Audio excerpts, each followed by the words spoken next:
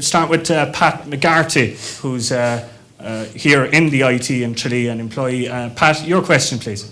Maybe to one or all three of the guests. What's your most memorable moment in sport? An easy one to start with. Will we start so with Mick? Fine. Well, I suppose I've had many memorable moments in sport, I can assure you. But I suppose the highlight of my career certainly was when Kerry won the All-Ireland title in 1959. I think that was the one ambition I had from the day that I went to the National School in Waterville. I came from a little village that hadn't been doing too well up to the mid-50s, and then we started to win South Divisional titles down there. And we went on from there actually to compete in 3 senior county finals from a small village with about a population of about 600 people. And that was a very, very special occasion too, when we got to those county finals, and we didn't succeed in winning one, but we were drawn against a very strong team from East Kerry. I think they were drawn from about 11 clubs at the time from the east, and we were only a small junior club from the south. But we competed with them. But that was a memorable occasion. But I suppose the one occasion above all else was winning that first All-Ireland medal in 1959. Just a point in that, Mick. Did managing ever match playing? Well, I wouldn't say that it quite would. I mean, as a player, I think that's the most exciting time in your life, when you're able to get out on the pitch and do things on the pitch. I mean, when you're on the sideline and when you put 15 footballers on the pitch, it's up to the men on the pitch then. You can't do anything about it. You know what you should be doing and what they should be doing, but it always don't happen. But as a player, when you're on the pitch, you can make things happen. Mm-hmm. And there would be nothing to compete with playing, certainly. Okay. Micheal, for you? In a way, it's connected with Mick again. Now, there'd be several moments that anyone could pick out when they're asked that question. And I think it would be the first year that Mick was manager of the Kerry team. 1975, maybe you were appointed late. It was in 75 you were appointed. 75, yeah, that's right. And there were a few strays from Kerry always in Dublin. And I was looking after those. And Mick would ring me up as the year was going on, and they're getting on great, they're amazing, they're this and they're that, and they're flying and they're confident. And then, as you know, Dublin won in 74, and totally unexpectedly, Mick's young team of bachelors won the All-Ireland of 75. And it's one sentence I heard from Mick after the game. I don't know, is your memory good or not? You came out of my house after the game because the celebrations wouldn't begin in Malahide until later. And he sat into the car and he was, you know, as he does always, rubbing the jaw and thinking. And then he said, more or less to himself, Jacobs, I knew they were good, but I didn't think they were that good. So, that is, you know, true, yeah, that actually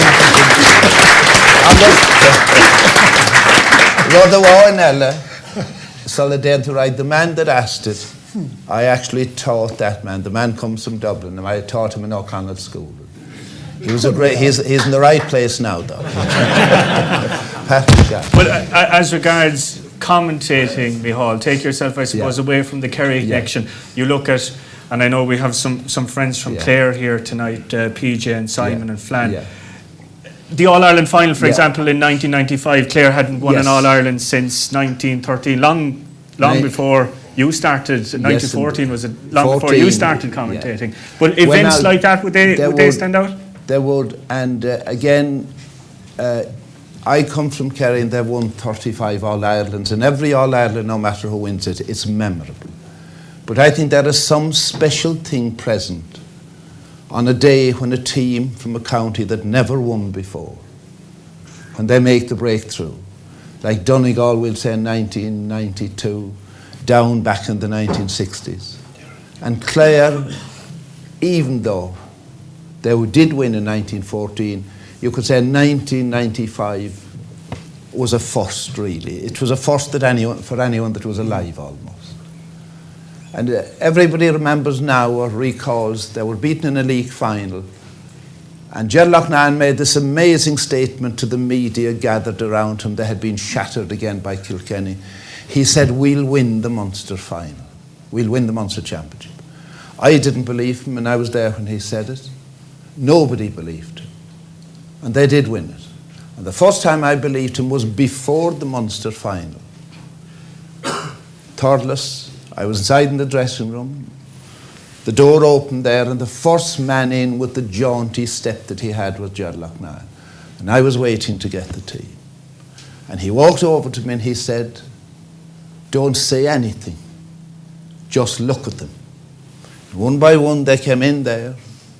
They were well dressed. They hadn't their togs or anything. Coats came off and they hung them up, and they put the bags down, and I looked at them.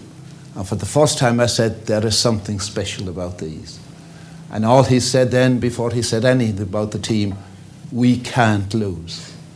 They hadn't won since 1932. Now, things like that turn out to be true later. And I think that was... and even before going out to the final that year, he said to me, "I think you still don't half believe me, but we'll win today as well," he said. Now, he was great seeing that they happened. And so on. There'd be lots of moments like that. Okay. And the country would be gone under long ago only for sport, really. Very true. Dina Casulo, sure. What about you, Mick? I'm dying to know, is it going to be a rugby or a GA moment? It's, I suppose I've been lucky enough to have been involved with both at the highest level.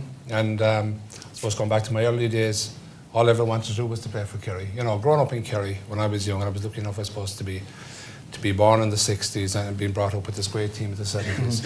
And even more luckier to have played with him in 1986. What was he like?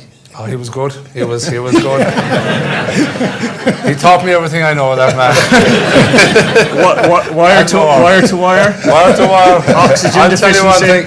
Those wire to wire stuck to me, and I've taken on those lads in France and places because, you know, the training was fantastic by Micheal, because I've seen the lads do professional training now, and it's still based along the same things. Like what Micheal did was brought the fellas in and got the fat off them and build up the endurance, and then put on the speed. And believe me, that's what professional rugby players are doing at the moment. Okay, they're doing weights, and they have dietitians, and they have all the other things that the professional athletes have, but it was along the same lines. And the one thing I'll say about Micheal was I think he was ahead of his time, but of course he had talented players. Yourself included. Myself included. Otherwise, when I gave up football, you know, well, I was lucky enough to have won an All-Ireland in 86, and when I have been involved with fellas who were going for their 8th All-Ireland, I think it was massive. You know, the likes of Mikey, Powery, Pat Spillane, Ogie and Piché, they were going for 8 All-Irelands, which was phenomenal. I was going for my first, and I was very lucky to be involved with him. Like everyone said, it was important for the boys to win their 8, but I felt it was more important for me to get my first. But what I would have learned off those players, and what I would have learned off Micheal, and just the winning mentality, and you know, the peaking at the right time, and I suppose the camaraderie among the team, and playing for each other. I learned an awful lot then, and I'd be proud to say that that's what I brought on to Shannon. And you look at the Munster team at the moment, they're playing off the same hymn sheet. You know what I mean? Success is not a secret. You know, when you look at teams like that. But that was a fantastic moment for me to be involved with those players. As I said, I turned my skills, or whatever you want to call it, to rugby after that. So if you were to pick a moment from the rugby career, then the rugby career was phenomenal for me, because I started playing with Castle Island. I had great times there. Shannon, who I'm still with. I've been with Shannon for the last 24 years. And congratulations, by the way, on your AIB Cup success. We won. And we saw a young Goliv there's a young in the fella arms there as well. Yeah, there's a few girls there. There's a young 2-year-old there as well. I'm living in Kilkenny. There's a few Camogie players, and we might have a hurler, but sure, hopefully, I doubt he'll be any good at football in Kilkenny, although they won last weekend. And the hurlers last, so there was mixed celebrations in Kilkenny. But the rugby was fantastic. Obviously, we're with Shannon first, then Munster. And Munster in the early days was nothing. Well, I won't say it was nothing. It was the Inter-Pros and maybe a friendly game. It was 4 games in the year. And back in the early days, it was everything about wanting to play for Ireland, and I was lucky enough to do that in '91. I had a mixed career with Ireland. I was dropped more times, I suppose, than anybody else. But at the same time, I came back more times than everybody else as well. And that's the way I looked at it. Some great wins over England on a few occasions. And you scored a try, did you? I scored a try in '93 and got picked for the Lions. But I suppose my highlights of my career would have been with Munster, and you can pick out days. We had great days that we won, but days that we lost. And I suppose the highlight of my career was leading Munster to the Heineken Cup final in 2000. It was our first time in Europe, and you go back 6 months previous. I think Munster and Leinster played against 400 people below in Limerick, because Thomond Park they were redeveloping, and even back then they were at it. There was 400 people at the match, and 6 months, we'll say about 8 months later, we were playing in front of 78,000 people over in the Millennium Stadium. In Twickenham, which was the Oh, first sorry, one. that was 99, yes. 99, 2000, and you know, just to have led the team to be playing in a Heineken European final was phenomenal. We knew it was big. We lost the game by a point, but we also knew that we wanted to get back there. We knew that the crowd were behind us on the day. We knew we left it after us, and we got back there 2 years later, of course. To Cardiff, yes. To Cardiff. We're beaten again, but at least the team went back there again. So some of my moments as Munster captain would certainly have been the highlight, and I think even though we lost on the day, it is the one memory that stands out for me, leading Munster into the Heineken Cup final. Okay, very good. Pat, I hope you're happy with that. I suppose you would have some fond memories of these guys. Absolutely. As well. Especially the man in the middle, you know. We won't talk about that. Maybe a little later. No, we have another question from another Pat and another man here in the Institute of Technology in Tralee, and a famous Pat as well, member of the Kerry setup under Jack O'Connor. Pat Flanagan. Pat, your question, please. Thanks, lads. What advice would you give to those looking to make sport their career? Okay, I'll start from this side. So, Michael. I suppose I was lucky enough to have been involved in professional rugby for 8 years. What I'd say to kids, when I was out in Cork, I played every game. You know, I played a bit of soccer, I played basketball, I was involved in athletics, rugby, football, anything I could get my hands on, which was fantastic. I was lucky enough to be able to do that. The one thing about making a career in any sport, and I'll just give the example of rugby, because rugby, there is opportunities there for young people to become professional rugby players. And I suppose the great thing about it is you can become a professional rugby player overnight, really, if you want to. Like, if you want to be a professional soccer player, chances are you have to be very talented at a very young age. You have to go to England and you have to get in with one of the top clubs and hopefully get a contract. And there's millions of people who want to do that. A success story I always tell of a fellow from Kilkenny, Ian Dowling, played with Kilkenny. He played junior rugby with Kilkenny, and I saw him play, and I said, look, this fellow is good enough to play for Shannon, I felt. So he came down to Shannon, played with Shannon, and he was very talented, but he just needed to go another bit. So I suppose February of 2005, he was on the Shannon seconds team and started playing well, and all of a sudden he got onto the Shannon's first team. Now, anybody can join Shannon. Any player can turn up playing with Shannon or train with Shannon, whatever they want.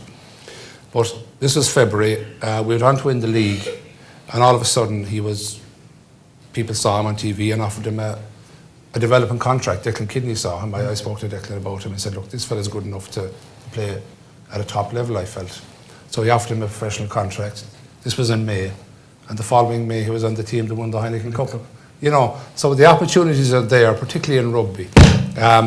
Obviously, you can't be a professional player, but I think at the same time it takes a lot of dedication, an awful lot of sacrifices, and you need a bit of luck along the way as well. But I see rugby players playing with Shannon, and a lot of them will go on to play for Munster in Ireland. And I'm not saying it's easy, but the opportunities are there. It's great to have the opportunity to play a professional game in your own country and represent your province and represent your country. And getting paid for it is a bonus, but it's not everything. People do not play rugby to make money. They play rugby, and particularly for Munster, they play for the jersey, they play for the province, and they play for the supporters, and that's the most important thing. That was the one worry, I suppose, when the game of rugby went professional. People were thinking, is the passion going to go out of the game? Are players going to forget what they're playing for? They haven't. If anything, it has added to it, because it's brought the game to everybody. Like, everybody now knows who the Munster rugby team are. Everybody can associate with them, and when I say everybody can associate with them, everybody can feel part of it. Anybody can go to Thomond Park, get behind the team or in Musgrave Park, whatever. And I think that's one of the great things about Munster. You don't have to be a member of a rugby club to support Munster. You can be just any Joe So from any part of Ireland. But if you're from Munster, it helps. It does. I would say. We'll come back to that a little later. Micheál, your advice to young people, and I suppose in your teaching career, you might have seen a lot of young kids that were showing a lot of promise, and it never happened for them. Well, Pat's question is people that want to make it sport their career. You know, I understand from that they spend their life involved in sport. Now, outside of the rugby, there are no opportunities in this country. All the soccer players, as Mick said, they have to go to England. And they can go nowhere else, really. All our professional golfers, they earn their living abroad. We have some professional athletes, they have to go abroad. Now, the biggest sport in this country, naturally, is the Gaelic. But you cannot make that your career. For over 100 years, it has been an amateur sport, and it looks as if it will stay an amateur for a long time to come again. So there are no opportunities for that. But if there were, and it's advice I give to everybody, no matter what they're following, the number one thing I think is that you have to have a real interest in it. And coming on that then, that you must be good at it. And if you have those combinations, we'll say now the rugby player, if you're really interested in playing and advancing and developing, you will get the opportunities. The interest will get you to train and everything, you will get better and you will reach it. You might have setbacks. Now beyond that, there's very little else you can say. It'd be different now if the Gaelic was a professional game. People could look forward to be playing maybe up to the age of 30. But for all professional sports, except the very top, and I'm sure Mick would agree with this, the problems arise when you finish playing. There aren't as many opportunities, even in the rugby. And even if you're a good soccer player in England, an end comes to an involvement in sport for the majority of them. And it's a question that has never been really addressed, you know, by any association. And I remember being down in Cork at UCC, a debate on professionalism in Irish sport. There was a rugby player there, Reggie Corrigan. Yeah. And he said, I went straight into it. Mick says you can go into it right away. He went into it straight from school. He was very interested and he was very good. But he got an injury that ended his career at 26. And he told me that for a little while I was slightly panicking. I was married, I had a young kid, I had a mortgage, and I was qualified for nothing. And my career was over. Now that is an aspect that has to be examined. He said I was very lucky. Sunday as well came along and asked me would I work coaching them. But he said there are others that are not so lucky and so on. So, but interest and to be good at it. I'd put those two things as the vital. Yes? No, I was just going to say, just to tweak the question, so for any youngster here that wants to go places in the world of GAA, he has to, number one, if he has the interest, he'll be going around practicing, imitating, watching the players that are playing now. Like I was over in Killarney there one day, it was one of the county championship games. And there was a schoolboy game between two games. And the number of them, when they were kicking around before it started, they were imitating the Gooch's swerve and all this. That's interest, you know. That's why they'll improve and they'll be good. The same thing would apply to those. You'd go along with that, Mick? Yeah, I certainly would, yeah. It requires, you have to put a lot of time into the game if you really want to make it.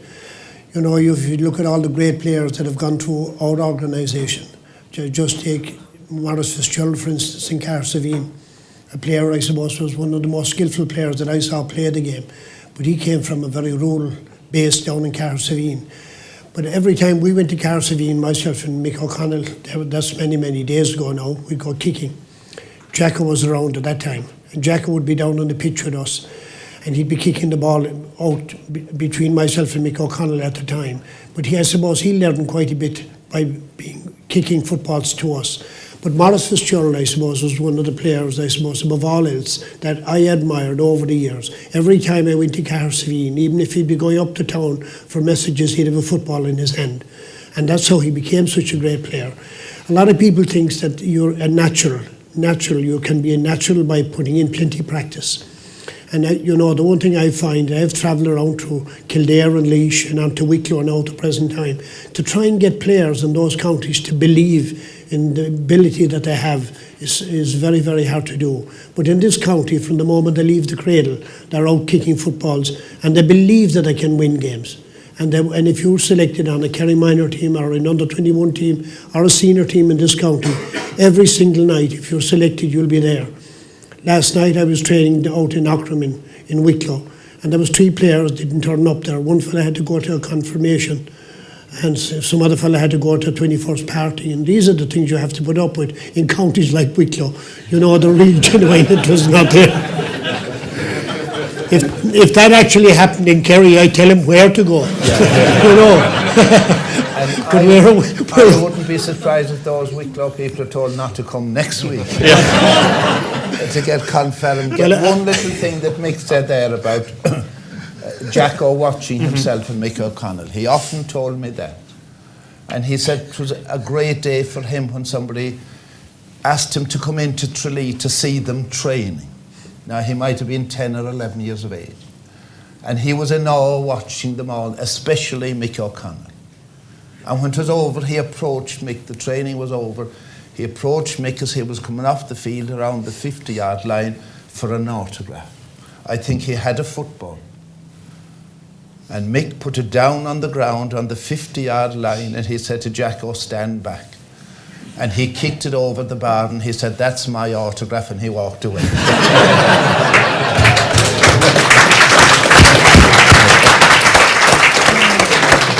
Very good. We're going to take one more question, and we're going to have a quick 5-minute toilet break then for people. Hope that answered the question there for you, Pat. Very good.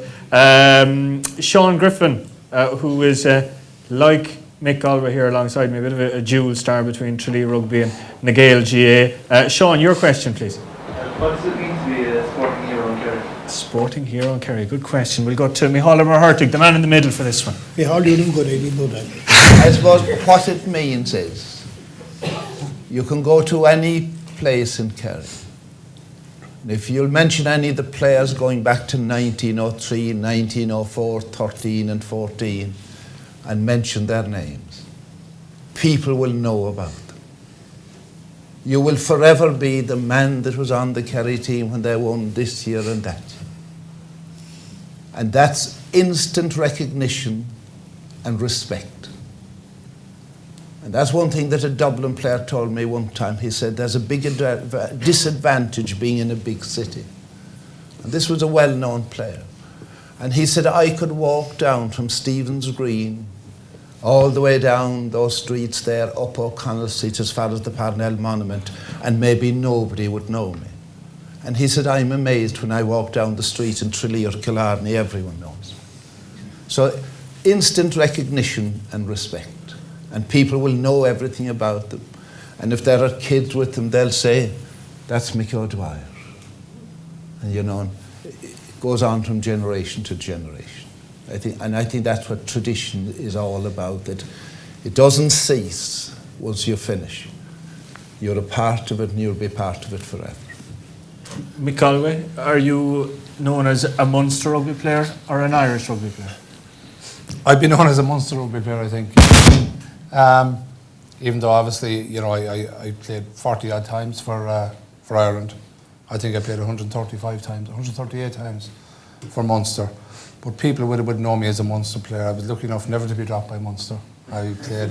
I think I played. You never went any 21st or anything like that. I played 17 years for Munster, and as Micheal said, respect is a huge thing. You know what I mean? But I suppose you have to earn respect, and when you do something on the sporting field or whatever, and I find I suppose even though I live in Kilkenny and I'm from Kerry, I spend a lot of my time in Limerick, and to get respect in Limerick, you have to be a bit above the average, and let's put it that way.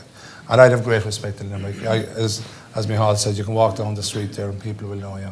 Even now that people still think I'm playing for Munster, which gives me a bit of a boost. But I wouldn't keep up with these young lads. But yeah, I think, and even where I'm from in Corra, you know, there was always Corra's a great, obviously it's a lot of football there, but there's a great tradition of rugby there as well.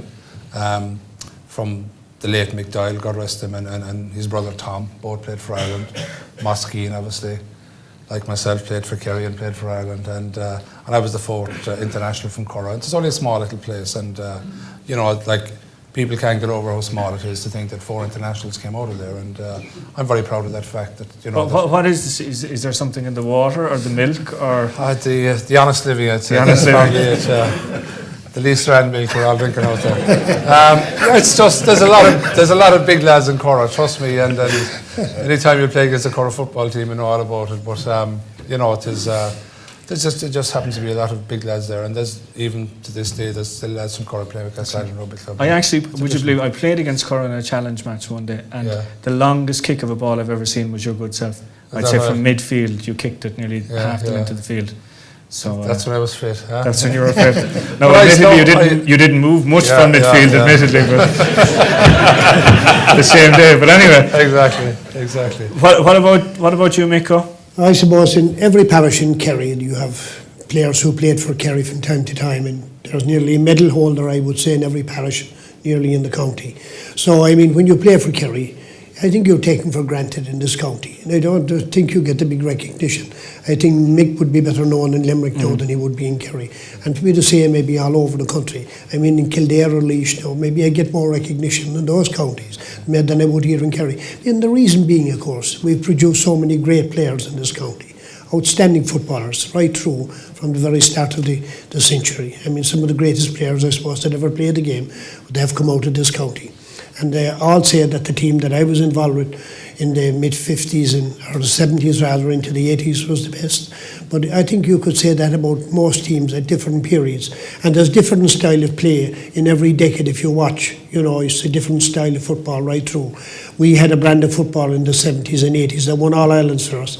I think the present Kerry football team, I think, could quite easily win 5 All-Ireland titles in a row. I think they have the ability to do it. And I think there's some marvellous footballers coming through at the present time here in this county again. But as I said, recognition in this county, yes, you're recognised as a Kerry footballer, but there are plenty more of them around. But I suppose it's great to have that tag that you've played for Kerry. I suppose I was very, very lucky. I have been in this game for the last 51 years, involved from minor with Kerry all the way through as senior. I played for 18 years for the county. Then I went on to manage Kerry and Kildare and Laois. You know, I'm with Wicklow, the worst team in Ireland. But I'm getting a better kick out of that than I've got out of all the other teams I've been with, because there's not too much expected of us, you know, and we can jog along. We beat Carlow last Sunday, and they were running high up there, man. I think it was great, you know. It was like Kerry beating Dublin, Wicklow beating Carlow, local rivalry which exists in the GA, which is great. And as I said, Kerry footballers, they're everywhere in this county. There's no doubt they get the recognitions, and I think they're entitled to that. Can I say one thing about Wicklow and the influence of Mick on Wicklow? Now, it's quite possible that during Mick's reign in Wicklow that they will not win in All-Ireland. We may not win again, never mind in All-Ireland. But it's quite possible that the seeds that will yet win in All-Ireland for Wicklow have been sown. And I went down to see them train a few times, and he's a very good notion of taking the training to different places in Wicklow to create interest. And above anything, all the children come out. And for the first time in the history of Wicklow, they'll be wearing Wicklow jerseys. And Kevin O'Brien, now a wonderful player in his own time, won an All-Ireland club with Baltinglass. He's one of the selectors. And I meet him now and again, and we talk about what's happening. And he said, now, I won a lot of county championships with Baltinglass, played for Wicklow, got an All-Star, played in the Ireland team. And he said, even at training sessions, I see people from Wicklow that never went to see me or my team when we were playing, and they're there now. And he says, I got curious and I went to few of them. What has made the difference? They said the kids, the children make us come. They want to see it. And that's all down to this man. So you never know. A few years' time, they'll be writing books in Wicklow about how did it all start.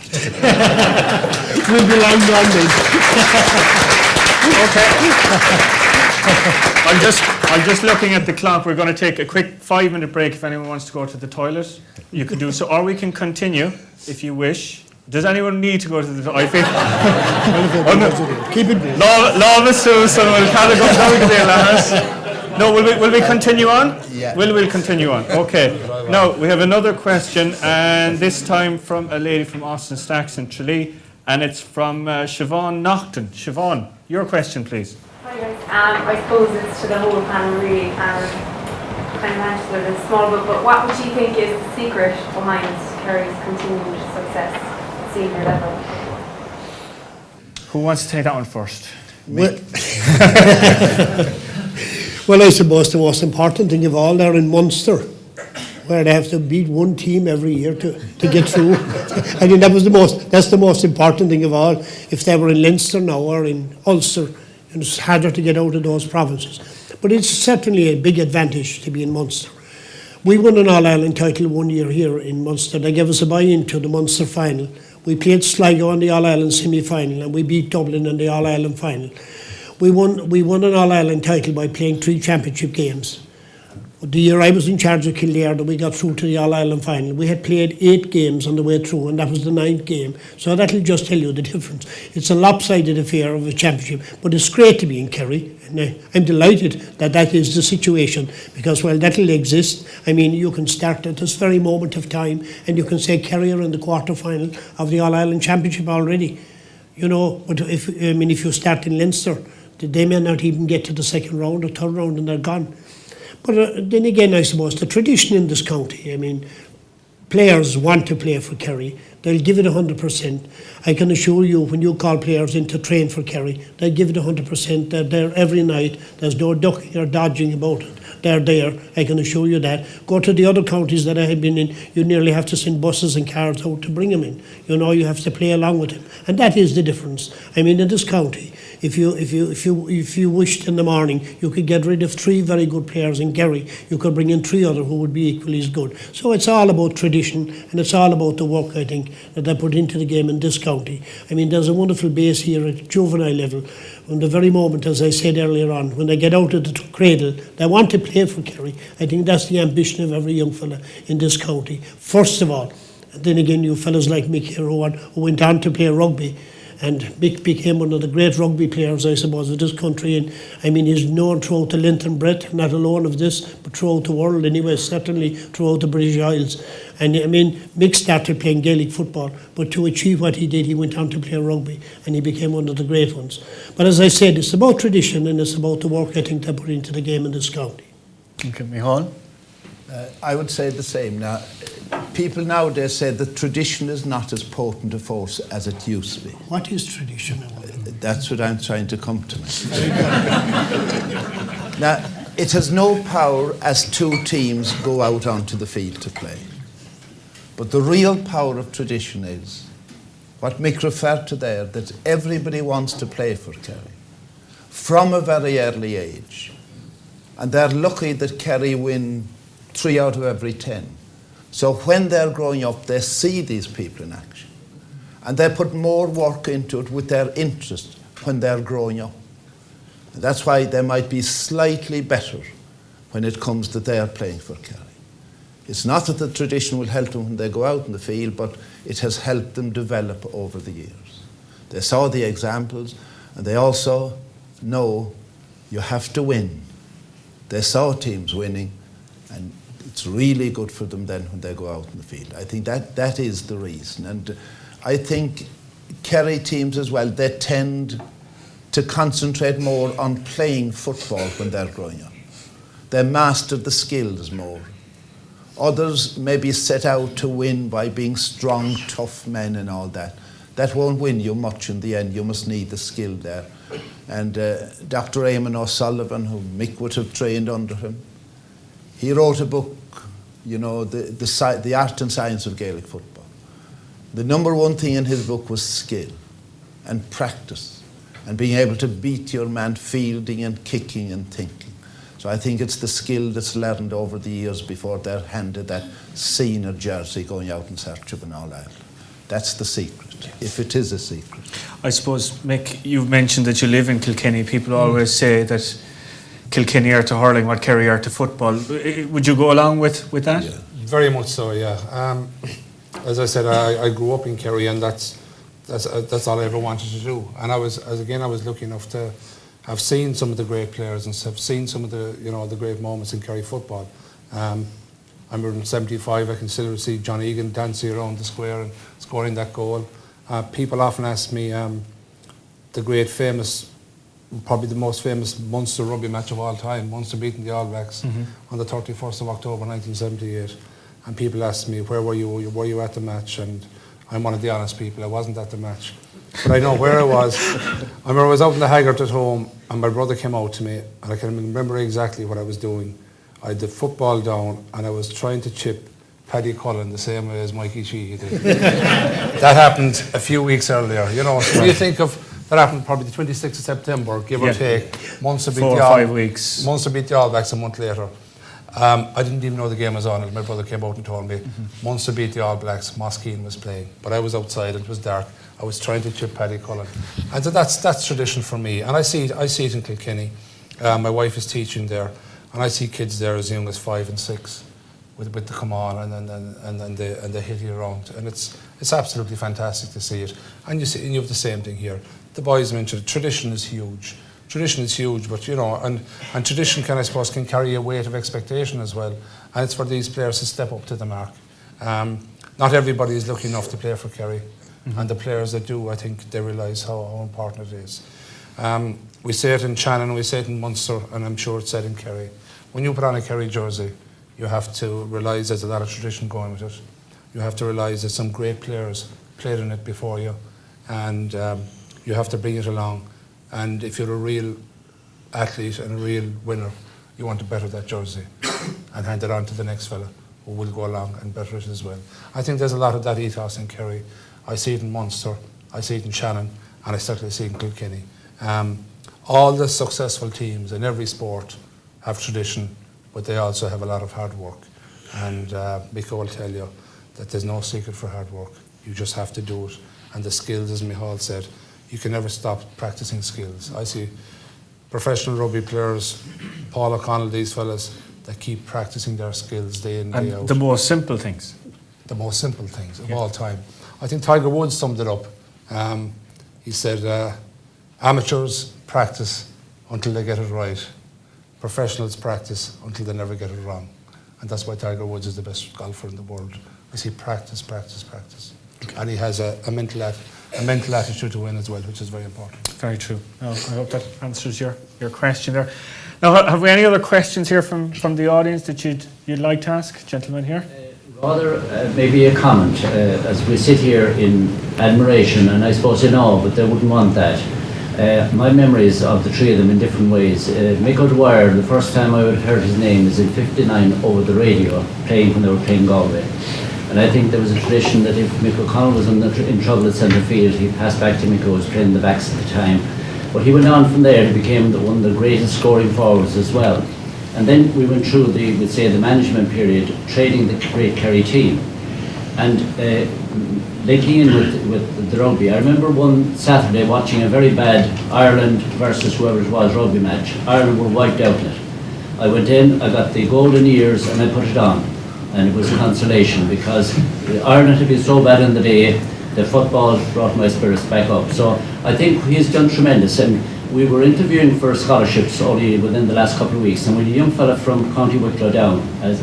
And the admiration they have for Micheal and Kerry football, they would love, this guy would love to come down and just play with the likes of Paddy Curran and those as well, and the admiration. So that's in Micheal Dwyer. He's just awesome, really, you know. And maybe Mick Galway then, we met him in his days here. He always came along here and he supported our sports awards and things like that.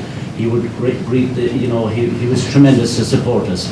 And I suppose his stature is there in Kerry rugby, in Munster rugby, in Irish rugby, international rugby. And yet, the great humility when he was beaten, the greatest rugby player probably never to win a Heineken Cup. and where he took his child, I think it was his daughter, on the occasion of losing. The kid probably isn't quite sure what's happening. There's a tear in Mick's eye, and I think that's my moment of Micheál. With Micheal O Muirheartaigh, he very kindly came down to one of our big sports awards here in Tralee as our guest of honour. And he seemed privileged that we would ask him down. He came down and he graced the occasion. At the same time, we had the Sigerson Cup, and all he wanted to do was to meet the Sigerson team, just as if they were his heroes. So I think again, for somebody of Micheal O Muirheartaigh's standing, that he wanted to meet his heroes, which were our Sigerson team. So I have great memories of the three of them anyway, and they're along those lines. Extremely well put. Well done. Well said. Now, have we any other questions here that you want to ask the lads? Pat? Just Dick reminded me of something there about Mick being, one of the greatest players never to have won a Heineken Cup. And then Mick was talking about Kevin O'Brien earlier. Maybe a question for all three. Maybe the three greatest Gaelic footballers never to have won an All-Ireland. Okay, there's a difficult one. I'm sure one, Micheál, that you've been asked on many occasions. You could name probably a 15-man team, probably, of fellas that never won an All-Ireland. There'd be quite a lot of them there. The Packy McGarrity of Leitrim, and you'd have Cathal Flynn of Leitrim, Mickey Kearns of Sligo, Jerry O'Malley of Roscommon. So many of them. It was. You might know a few more than Micheál. I would, and there'd be a good few in Kerry here, good players who happened to be in lean times, and I often think you two played with him, Gerdy O'Connor and Eddie Dowling. Two Ballydon legends. He played in the Polo Grounds in New York. He was injured when they played 46. He missed out in 46, and he got injured in the Polo Grounds, playing for Munster for a good number of years. But Kerry after New York was the end of an era, so he missed out. Jimmy Keever of Derry was another. And he was the man that caught the highest ball I ever saw being caught in Croke Park. 51 against Mayo. I could stand in the spot on the 21-yard line in front of Hill 16, even though he was playing at midfield.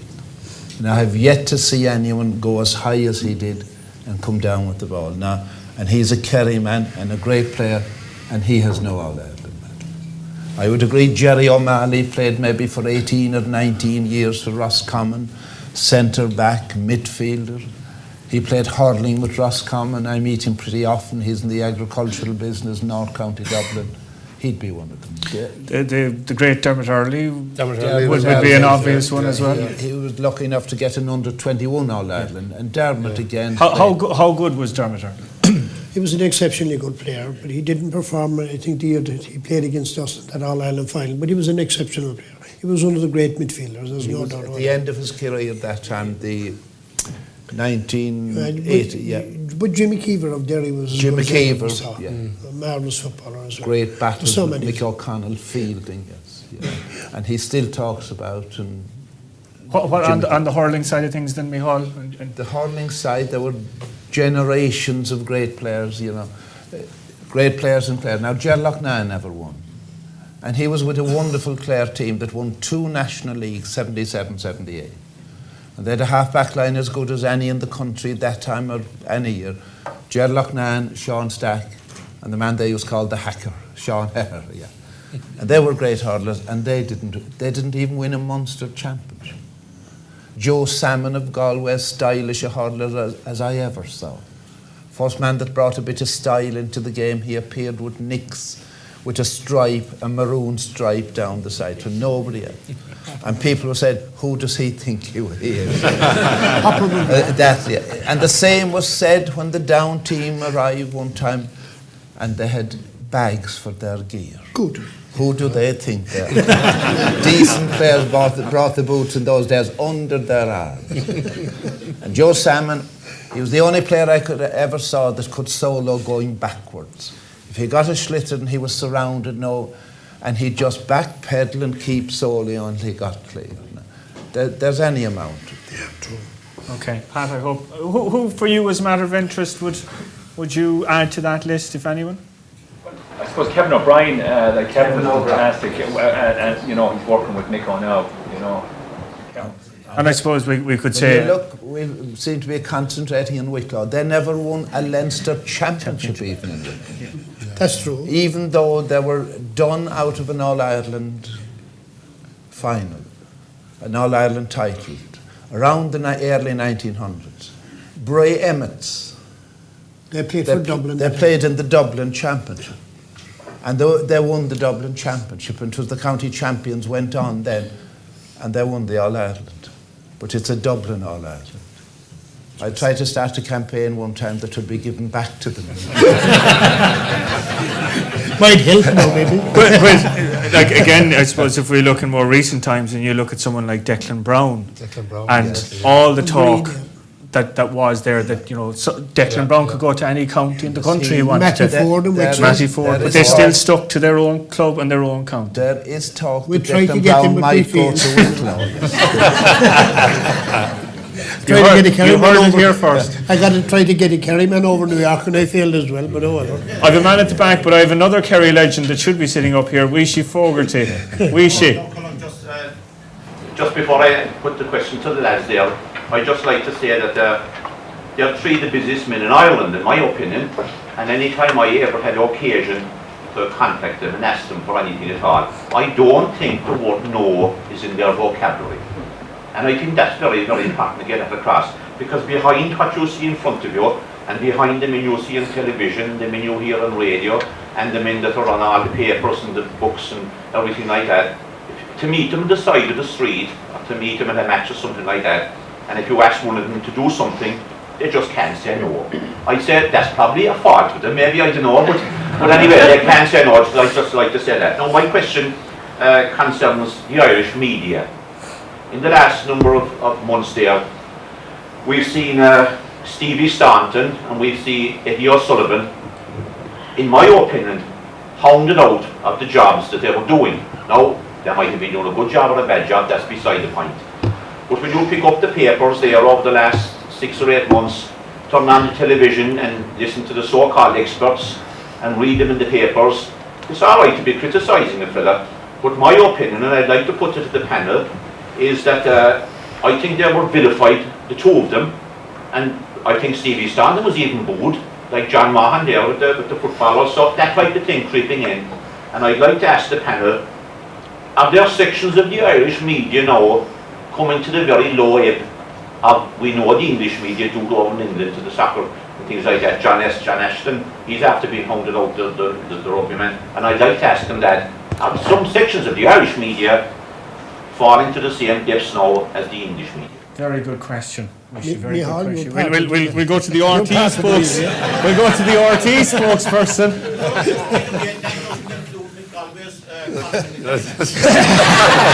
What about the two boys? I Star thought, and the Examiner. and the Farmers Journal. And the Farmers Journal. Very good question. So, Micheal, will you take that one first? Yeah, then? Now, it is a fact what Weeshy said, that campaigns begin. Very often they begin by somebody maybe giving an interview and being extremely critical of, we'll say, the likes of Steve Stone. Or somebody writes an article. And then others take it up to be seen to be perceptive. There are a lot of people that think, you know, that they're maybe a little bit wiser than others, and they don't give them a fair chance. And my view is any manager, he can't do anything unless he has a good team. He's depending on the team. I know he can improve them and all that. And if you take Steve Staunton, and I knew Steve because he played Gaelic, and he played Gaelic in Croke Park and met up around County Louth before he was ever famous. Now, a very decent man, but I think he took over the Irish team at a time when they were bad anyway. No matter who was there, they were going to be bad. And I always condemn these campaigns that they set out with a mission, we'll get rid of Eddie O'Sullivan, or we'll get rid of Steve Staunton. Now, the old media were not like that. I'm talking now about the likes of John D. Hickey in The Independent and Paddy Downey and these, you know. they knew all the players and they knew the people that were managing them, and it wouldn't be in their nature, you know, to start campaigns like that. Now, I think it's a pity that that spirit, if you like, is not with the younger. You know, some of them, they mightn't have a huge interest in it, but it's a career. And if you get something that'll, you know, you can work on. And I'll give you one example of the old media. John D. Hickey and Paddy Downey. I remember meeting them in Cork one time. It was in the 60s. After a hurling game, no laptops in those days. Everybody wrote their reports longhand, and then they went to a phone and they rang in their report, and there'd be a copy taken on the other end, writing it down, shortened. It was a terrible system. They usedn't come home until Monday. That was ritual. They had no work on Monday, sports journalists. There was some reason Paddy Downey and John D. Hickey wanted to come back on Sunday evening. When I was driving, they asked me would I wait and bring them, and I said I would. Eventually had their reports done, and both of them liked an occasional drink, we'll say. So we were driving out Glanmire. One of them said to me, "Where do you usually stop on the way?" And I knew what was coming, and I said, "Yeah, Portlaoise sometimes, and don't stop at all other times, you know." That didn't go down very well. So the two boys were thinking, and we were coming towards Rathcormac. Johnny Barry's hometown. He's a priest out in Africa. And he was after having a fantastic game that day. And one of them said, "God, we should stop in Shawnee Barry's town. He had a great game today." So I said again, and I was willing to stop, of course, but I said, "Look, it's very near Cork. We'll keep going." And then Downey came up with the real words of wisdom. "Somebody will see the three of us going through Rathcormac on the day that Shawnee Barry had the game of his life. And if we don't stop, we'll never be forgiven." So we stopped. And of course, before we got to Dublin, we met John Doyle and a lot of others on there. Now, I think that was a better spirit, really, even though the morrow was there nearly when we got home. Mick, on the rugby side of things, and the way the media and the Irish public dealt with Eddie O'Sullivan, again though, does Weishi's question maybe open, I suppose, other issues that we as a public here in Ireland after our Celtic Tiger, that we don't accept losers or gallant losers anymore? It's all about victory, it's all about winning, it's win at all costs. It is, and that's unfortunate in some ways, you know what I mean? But I suppose people will look at professional rugby players and they'll expect them to win. And sometimes what disappoints me is a lot of the people that are writing about these, they don't actually know the game. They don't know exactly what goes on. They don't realise the sacrifices the players have to make. And you know, it's very easy to give out about a player, and sometimes players' characters are under, you know, put under scrutiny. We were down and I'll tell you a bit of a story, and I think it was one of the greatest answers that was ever given to any journalist. We were down in Thomond Park playing with Munster. This is back in the early days in 2000, the early days of our success, I suppose. And we were playing against Saracens in Thomond Park, and in fairness to George Hook, as he always did, at half-time we were down, but that wasn't the problem back then in Thomond Park. We were down a few points, but George Hook said, "Look, take off Mick Galwey, take off Peter Clohessy, John Hayes can't scrummage." The wrong two men you want me this is it. to making this it is result. it. And the whole thing went in a, and as always, George Hook always got it right. Or wrong, I should say, because when I say he got it right, any day he went for the opposition, we knew we were going to win. But after the match, you know, they pulled the right man aside because he got man of the match the same day, Peter Clohessy. And Peter Clohessy would never be one to face the cameras. But someone said to him about George Hook, "Did you hear what George Hook said about you?" So, you know, Peter goes up in front of the camera, you know, and the cameraman said, "Look, that was a great comeback, you know, and fair dues to you." And the interviewer said to Peter, "Well, what do you think of George Hook? You know, he said you should all be taken off at half-time, but he proved him wrong." And Peter answered him in 3 words, and 2 of them were George Hook.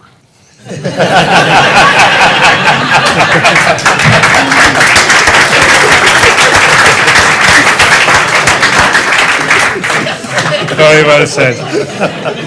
So unfortunately, the players of today can't do that.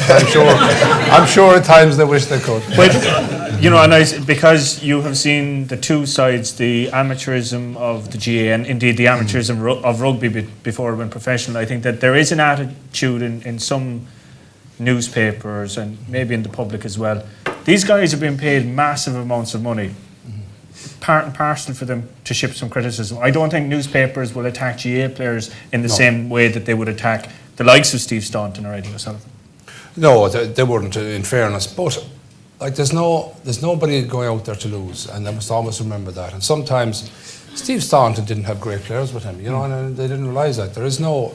If you look at the Irish soccer team at the moment, I'm no expert in soccer, but they don't have any world-class players. That's the bottom line.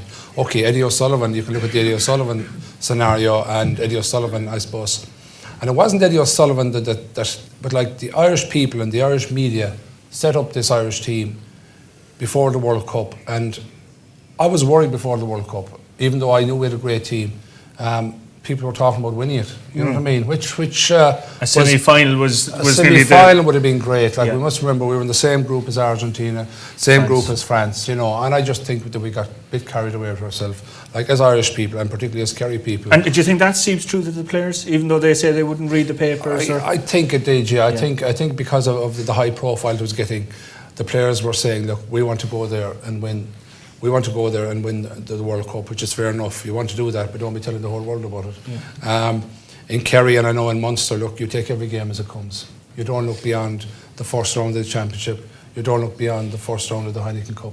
I think that's what Declan Kidney has done with Munster. I think that's what a lot of the great Kerry trainers have done with Kerry.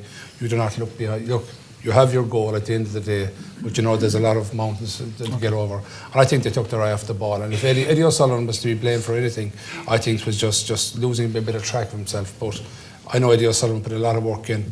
The players have to be, sometimes the players don't perform to the best of their ability, and that has to be questioned. But at the same time, look, take someone like Ronan O'Gara. His personal life is brought into it. His married life is brought into it, and indeed his social life. We all have a few bob and a few horses or whatever, but I think at one stage he was owing 800,000, which was totally rubbish. Yeah. And it was a shame to see the Irish press rowing in behind that, because it didn't help the players. Certainly didn't help Ronan O'Gara. He got over it and he came back to be a better player after, which proved how strong he was. But I think that was the lowest I've ever seen Irish journalism go to, attacking a person because of his personal life on the biggest stage, which was the World Cup. I never thought I'd see it, but it's happened and we have to move on. Okay. Mick, you've always had a good relationship with the media going back through the years. Is the media landscape changing? It is with some of them, I suppose. Micheál is no angel here to wake and assure you. But I mean, you saw what happened John Mahon of late, and it was only an amateur sport. Mickey Whelan with Dublin there about 4 or 5 years ago. I mean, the stuff that went on, that was crazy stuff. They ran him out of the Dublin job, actually. And they did the same thing with John Mahon up in Roscommon. I don't think he had the material in Roscommon, and that's a lot of it. But I don't know what to say about it. I mean, I think the most important thing of all is people in charge of team managers. To know when to get out is the important thing.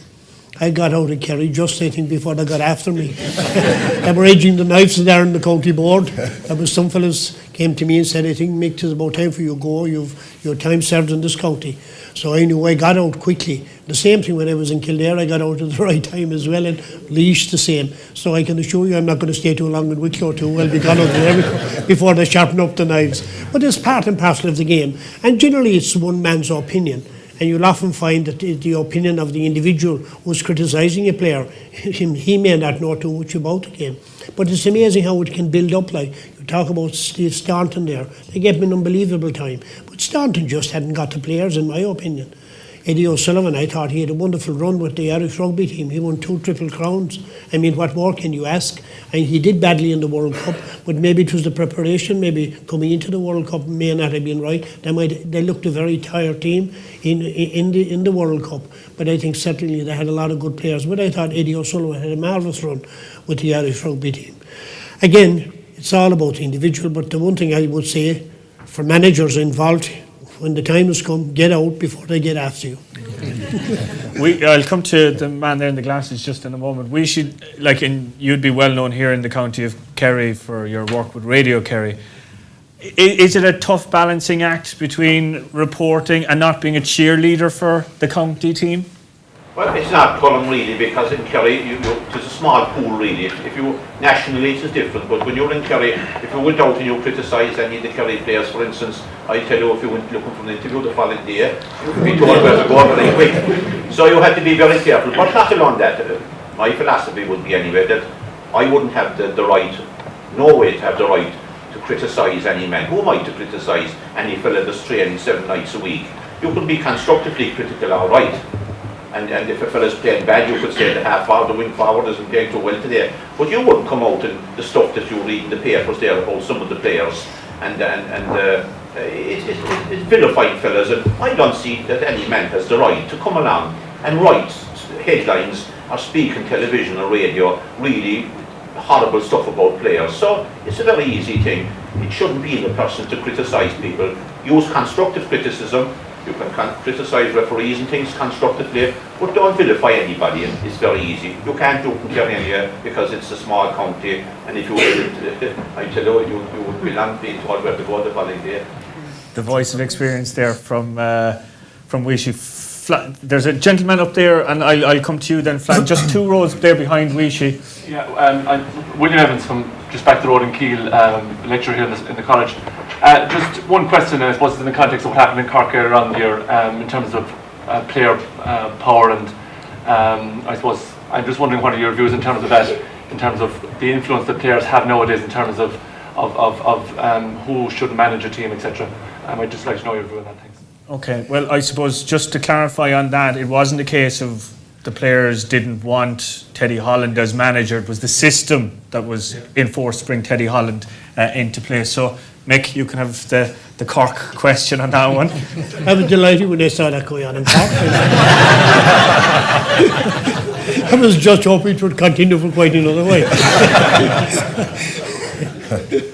But generally, overall, I think it was about time that players stood up and were counted. Because in my opinion, I've been a player's man all my life. I had no ambitions ever of going anywhere in the organisation outside of training and coaching players. And as far as I saw over the years, players were treated badly in our organisation, and I don't care what anybody would say. I mean, when I came to Kerry or when I went to Kildare, when I went into the dressing room in Kildare, the first day I was up there, there was bottles of milk up on the table and biscuits. And I said, geez, this is the stuff that's going on here. I said, signs on, they're not winning anything. I took them down to the best hotel inside in Newbridge the following week, and I tell you, I got steaks and the whole lot for them. And I remember well, Seamus Aldridge was the county secretary at the time, and he came into me and he says, Mick, who's going to pay for this? I don't give a damn. I said, who's going to pay for it? Well, somebody, you better get the money somewhere, because if you want to win anything, we'll have to put a bit of grub into these fellas. But anyway, what was the point again? Players, I suppose. Players, well, I think they achieved quite a lot. And I think that the reason why they succeeded in Cork was that the hurlers stood down. You know, I'd say if it was the football team in Cork, they'd have left them there, I would say. But when the hurlers stood down, that's what made all the difference. I think it was a great blow for player power, and I think it was great to see, because I think the most important people in our organisation are players, whether we like it or not. I'm a manager, a coach, whatever. They can get on without me, they can get on without chairman and secretaries and a lot. But if we have players who are willing to give commitment to our games will be nothing. So players, in my opinion, are the most important people in the organisation. And I'm delighted that I've seen lately that the GPA now are coming under the wing of the association, and I think that's a great thing. And it will be great for players and for everybody involved in the association. Okay. Would you go along with that, Micheál? I would indeed. There's a major change in the attitude of players. And I think they're right in lots of ways. The number one, they want to be well looked after while they're players. And I think Mick would have been one of the first to start that, and that started here in Kerry, by way of getting gear for them. And there was a bit of trouble when you got gear for the Kerry team 30 years ago. We got good money out of it. You got yes. And, to pay for the steaks. We were taking photographs. More than steaks. We were taking photographs earlier, and Mick went to great trouble to cover up a brand name. Because I remember the time he went to a rival, and as he say, he got good money for the Kerry team training and holiday and all that. Now, and I think... Well, you might as well mention the name of Adidas. the company. We went to Adidas and we got 20,000. Yes. We went to O'Neill's and we got £100. Yes. So that was the reason we stayed with Adidas. And that's...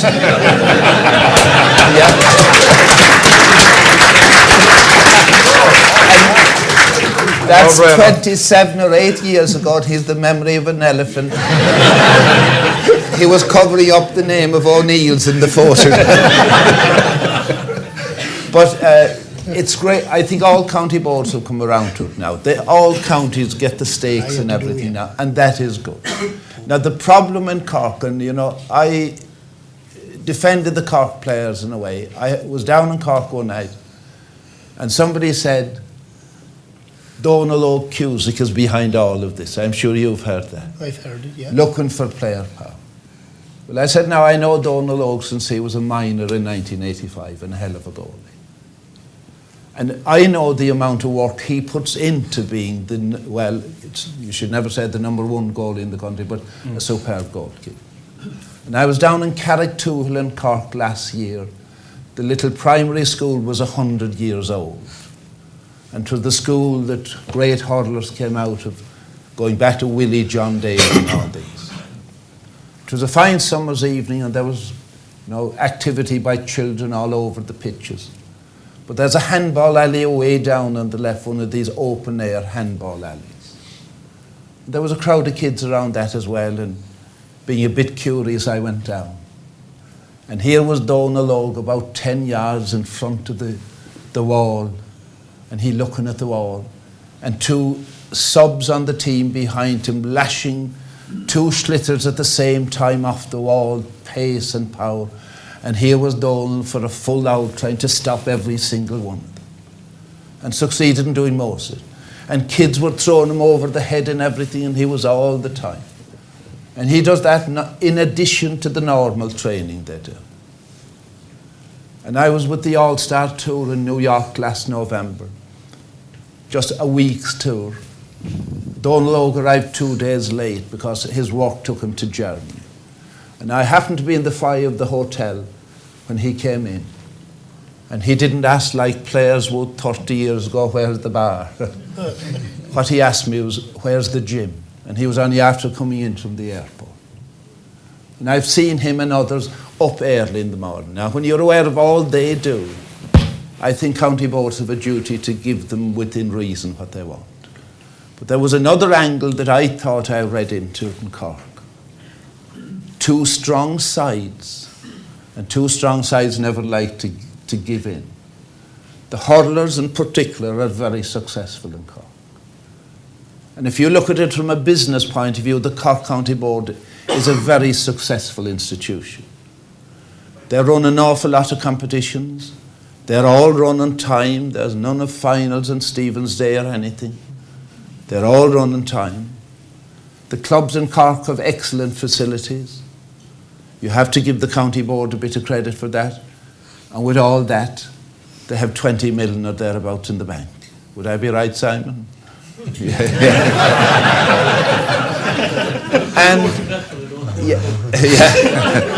And they were one of the first county boards to start, running concerts to make money. So there would be 2 successful sides. It is a pity that there wasn't more talk done at the beginning. But like a lot of rows, it's forgotten now. There's nothing now but can we win in All-Ireland? Can we beat Kerry? Can we beat Kilkenny? So. And the talk has started. Yes. Flan, you have a question there. Maybe it's a comment, but the last discussion brought in another comment. In Clare, we believed, of course, that Kerry went and Cork went and strike a Croke last September. For example, I have 2 great quotes. I think the Kerry people really have the answer to the media. You never see Micheal Dwyer getting caught out by any interviewer, or television or it is. They're never going for him because he tells them all of the nice things. He criticizes nobody, tells them the right thing. There are 2 great Kerry stories, there are true stories. What do you do with the media? And the first one I quote is the latest Timothy Chub O'Connor of Killarney. And so we'll remember. Fianna Fáil was he? He was. Like yourself, yes. The jacket gave it away. Famous in the grey. Famous in grey. Evergreen. Yeah. But you remember the funeral of the great and late John Joe Sheehy here in Tralee. And it was a kind of a paramilitary funeral. And of course Dublin 4 were done with the cameras of the clampers down to nail the fellows that were seen anywhere near John Joe Sheehy's coffin with the lads in the berets and whoever it was and balaclavas matching beside it. And Cho was interviewed. And I can't remember who the interviewer was, but he said, you know, Deputy O'Connor, you were at the late John Joe Sheehy's funeral. I was, sir, I was. You were standing beside his coffin, weren't you, when it was removed? I was, sir, yes, I was, yes. It was a paramilitary funeral, wasn't it? Would you say that, sir?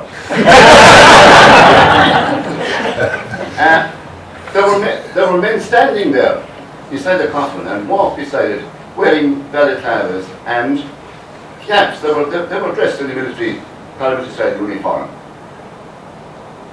Would you say that, he said? Deputy O'Connor, you're evading the question. Did you or did you not see this happening at John Joe Sheehy's funeral?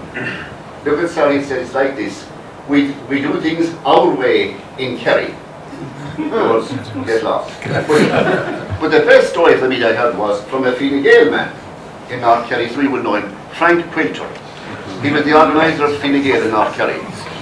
And Bill Clinton was coming to Ballybunion. And things weren't good for Bill Clinton at the time, to put it mildly. And the lovely smoker, is it Bill Hanley, what was his name in Morning Ireland? What's his first name? David. David Hanley was on, I heard it. And he says, good morning, Mr. Quilter. Good morning, sir. Good morning. Rand. President Clinton's coming to Ballybunion. That's correct, that's right. Frank Quilter was organising this committee of whoever it was in Ballybunion. And you might remember that they put up a replica of Bill Clinton in front of the guard, the barracks in Ballybunion. Not the real thing, they had some time. So he said, and Mr. Quilter, you were one of the organisers of this visit. Yes, I am, yes. And your committee have decided to spend £19,500, the good old days, on putting up a replica to President Clinton. We have, yeah, why not? President of the United States coming to Ballybunion, play golf, yes, why not? I put it short, he finally says, but he said, in the present climate, he said, with the Monica Lewinsky story breaking, he said, do you think that's his value for money? Hold it now, he says. There are thousands of Monica Lewinskys, he says. There's only one Bill Clinton.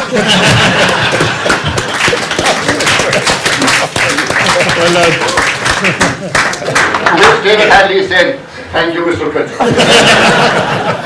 Thank you, Mr. Garvey. Gentleman there in the second last row, and then we have another one, and then we'll come down to the front. So the man there in the just. I'd like to say that to Micheal O Muirheartaigh. He said a saying one time, I thought it was very good. I'll say it, he says, as I saw it, not as you'd like me to see it.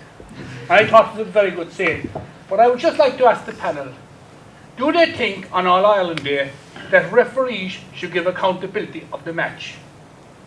She is exceptionally good on Saturday to tell us about a referee. Like, he takes control of a match, a referee does, and he blows the whistle and he goes away. So are you saying that the referees should be mic'd up as they are in rugby, as an example? I think so. Yeah, yes, that would be my. Okay. What would the panel think of? I'll come to you, so Mick, first on that one, given your dealings with referees. And that's, I suppose, another issue as well, the control that referees have in rugby. And it's huge, yeah. It's massive. It's massive, and I suppose the first thing that I learned about playing rugby is to have respect for the referee. It's a case of yes sir and no sir, you know what I mean? Which is fantastic, and you see all the young kids doing it the same way. Good referees in rugby, well, some of them want to be the most important man on the field, which is the wrong kind of referee to have. But good referees will talk to you. They'll talk you through the rules. They'll talk you through when you're doing something wrong. And great referees, you'll see the game flowing. You'll count the amount of penalties. He will tell the person why he gave the penalty. He will talk to his touch judges. They even have the TMO now. If there's a try, is there any reason why he should allow the try? is there any reason why he shouldn't allow the try? And even the way he says things have to be very important. It's worded in a specific, yeah. You know, but if he said, is there any reason why I should not allow the try? And your man could say, yes. You know, but if you said it the other way, if there any reason why I shouldn't, so they have to get the wording 100%. So you know, things like that. I think there's, and particularly discipline, I think is huge in rugby because of the control the referees have. You know, you get mic'd up to the referee now, which is great because you can be watching a match, even watching matches in Croke Park there when Ireland were playing the rugby matches, because it's a bit further away than normal. It was great to hear the referees talking to the players and telling me what's going on. And you hear a bit of banter from the players, of course, as well, going through and what they're saying to each other. But yeah, I think it could certainly work in Gaelic games. There's no reason why it shouldn't. You know, the referee is going to be vocal. Sometimes he's talking to his own players. Sometimes he's talking to his linesmen. You know what I mean? And more times he's talking to the players. And the crowd would love to hear that. Yeah. And again, it's another money earner for the GA if they put some little radio boxes. I think those boxes cost about €6 or €7 a shot. Multiply that by 70 or 80,000 people. Well, they're not all going to buy, but say 50,000 people buy it, and maybe give the money back to the players. Maybe there's a way of the players saying, we want to mic up the refs. I can see the wheels in Mick O'Dwyer's head whirring. If the players could do an arrangement with the referee where they get mic'd up and the public can hear them and give them that few bob for their holidays, whatever. But I think I'm all in favour of referees being mic'd. Micheál? Yeah. I suppose one referee that we talk about in recent times, and I know he was back involved with management, that was Dickie Murphy down in Wexford, and was considered to be a very good referee because of the manner in which he spoke to players, and players respected him as well. Yes, and he generally knew their Christian names as well. Now there are certain referees, they're accepted. You know, like certain players, people are not inclined to criticise them. There are other referees that can do no right in the views of others, but I'd be all in favour of the rugby system. And I wrote about it in the past 2 or 3 weeks. The respect there is, or the respect that's given to a rugby referee. His decision is final, nobody questions it. I believe the captain can on occasions, but he will accept the explanation. And I would love to see, that we'd all be able to hear what the referee is saying. If I do something here now that I consider to be right, you all consider it to be wrong. But if I got a chance of, why am I giving that free, or why am I giving the decision? People accept then because they get the other view. And the GA is going slowly that way. The linesmen are mic'd to the referee now, and they can, send message to each other electronically. And they can draw his attention. But I think they should go the whole way. And I think if the GA needs one thing, it's to create more respect for referees. You'll see them at underage matches now, they're imitating the soccer players and the Gaelic players around the referee and question everything. And referees don't change anyway. And one other thing, and I've said it a million times, referees should be allowed to give interviews. They're not allowed.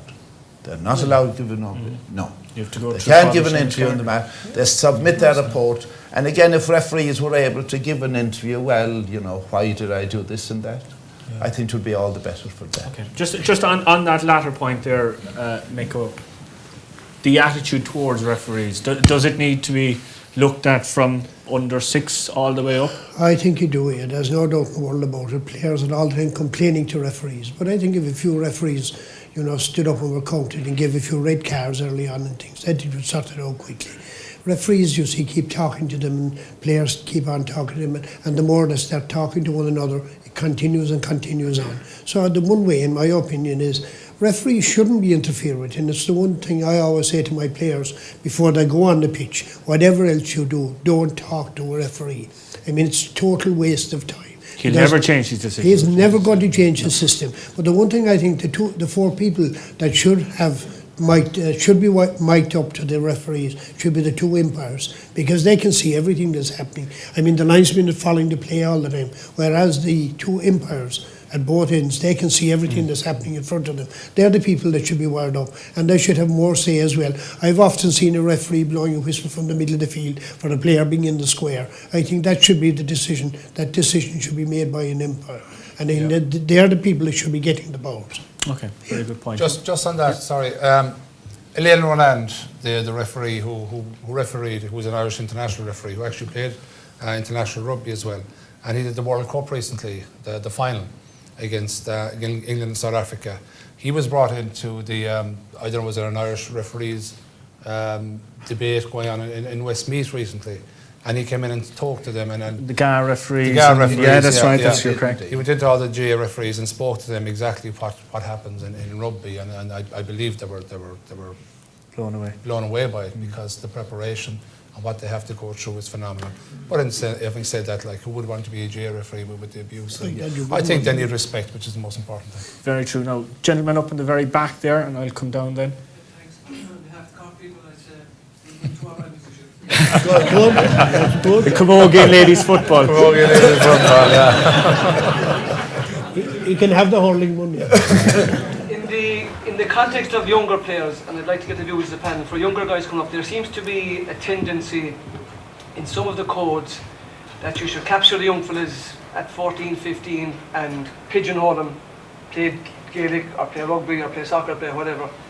I'd like to get your views, especially the two coaches, what they think of that, because on the other side, the kind of guys who play, take Kieran Donny for example, who's played two sports at a very high level.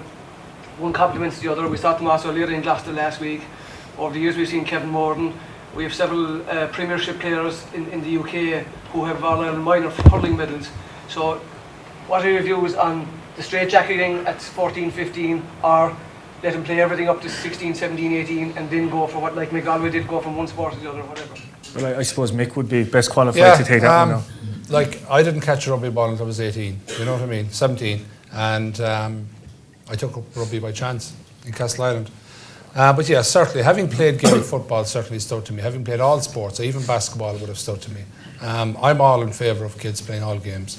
Okay, you will have the odd talented, very talented player at some level that is going to be 100% committed to one sport. And in some ways now they've rugby academies where they get these 16-year-olds and put them through weight systems and training regimes. But certainly I'm for players playing all sports. Even at the moment, and Micheal had the problem with me years ago, we have a player in Shannon, Stephen Kelly, who played with us in the final of the DIB Cup on Saturday. He got into a car and drove to Down and played for the Limerick footballers the following day. They were beaten, but he still managed to kick 3 points. And he's training at the moment. He's doing it. Certainly a standing team in the football because he's got stronger in the whole lot. So, you know, particularly when the games are amateur, I think players should try as much as they can to play because a lot of sports you'll find will complement each other. Look at Kieran Doherty, you know, his basketball skills, you can see him in the football and vice versa with his physical power and that. So I'm certainly for players, particularly kids, trying all sports. And I think it's important that sporting clubs take, I don't know what the situation here in Tralee, but you've soccer clubs, and you've Gaelic clubs, and you've rugby clubs and whatever. For a young lad, you know, and I think the clubs should come together and say, look, we'll train on the Saturday morning, we'll do our training on the Sunday morning or the Saturday evening. There shouldn't be clashes because, you know, at the end of the day, the only one that loses out is the kids. And I think clubs should facilitate among themselves so the kids can play all sports or have the choice. Micheal, I suppose that point that the youngsters could be bringing different things from different sports to a specific sport? I think young kids should be allowed to play all sports. They should try every sport.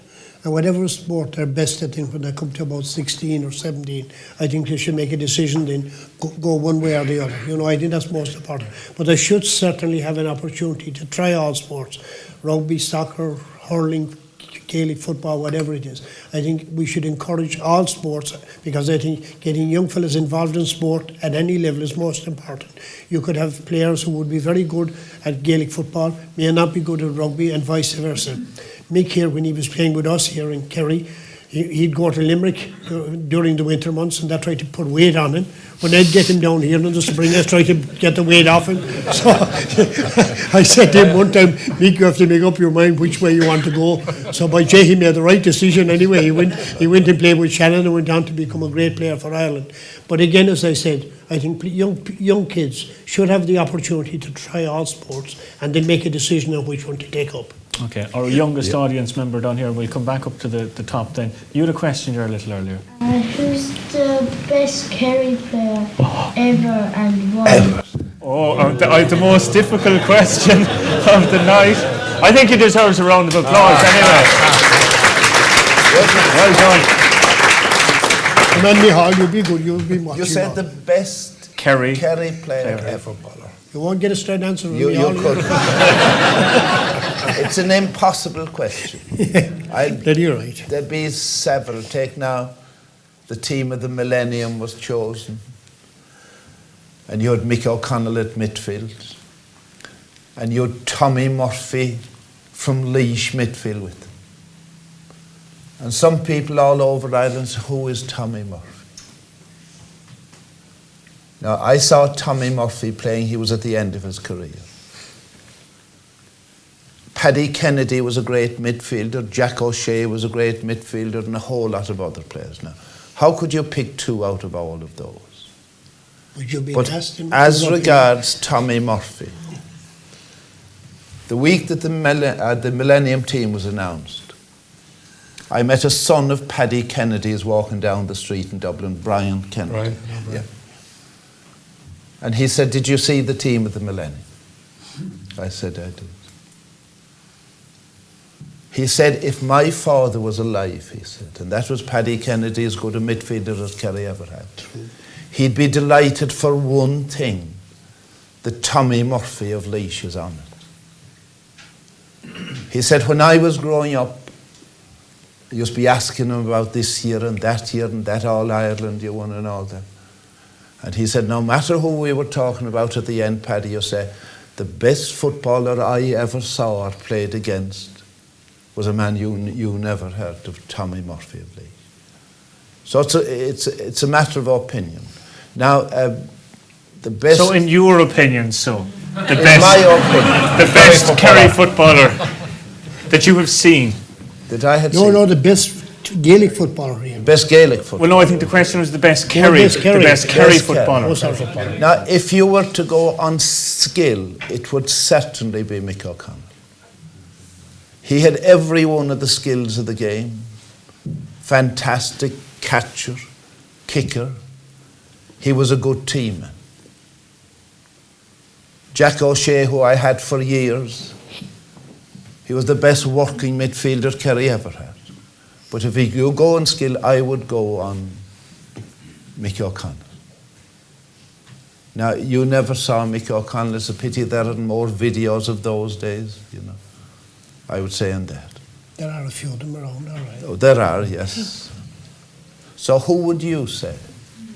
Now, who would you say? Who's the best Kerry player you saw? Darragh O'Shea. Darragh O'Shea. Good man.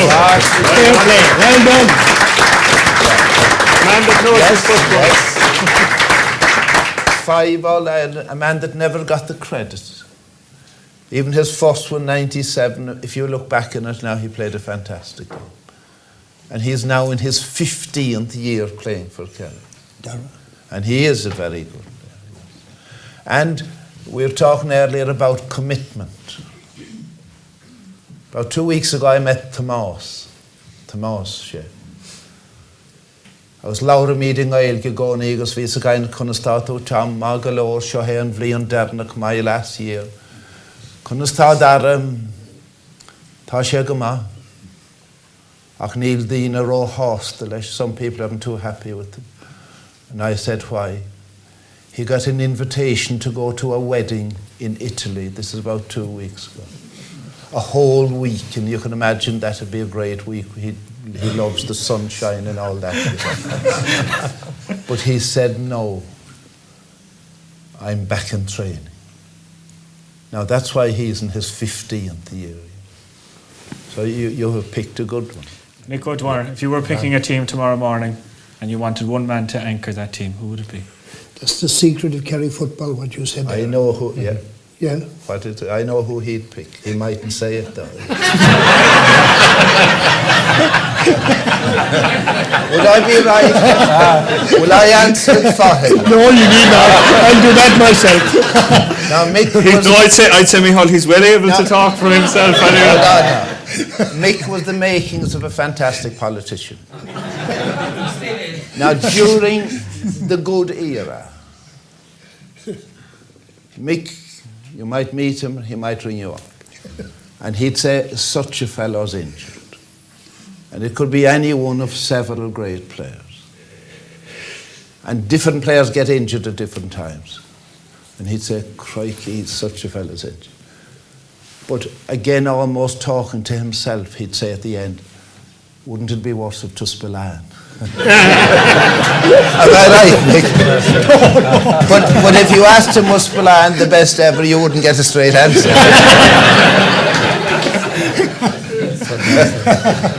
Wouldn't it be worse if to Spillane? No, we had some wonderful players in that team that won 8 All-Irelands, so it'd be very, very hard to single out one player. It is. Seriously, because the 15 of them were exceptional players in their own positions.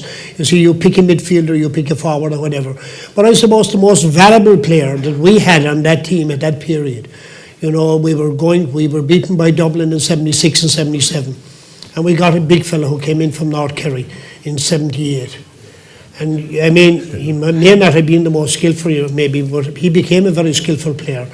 But he really made that team in 78 for us. And I think that was the reason why we went on to win 7 more All-Ireland titles. And that would be the bomber. He was the player. He was the most valuable player to that team. Now, on that team, we had some of the greatest footballers that ever played for this county. You had him here in Tralee, you had Mikey and your Power, and you had Jono. And then if you had backs like Tim Kennelly, and you had you had so many great players, unbelievable footballers in that team. But the man that really made that team, and I will say this without fear of contradiction, that would be the bomber. He was the most valuable player that we found in that period. Would you go along with that? Yeah, I certainly would. I was lucky enough to have played with the bomber and played with all those players. But the one player that made that team tick was the bomber. Yeah. You would be very worried if somebody was able to hold the bomber because, you know, that never happened, thankfully, when he was playing. But I think he just made room for the rest of the players around him.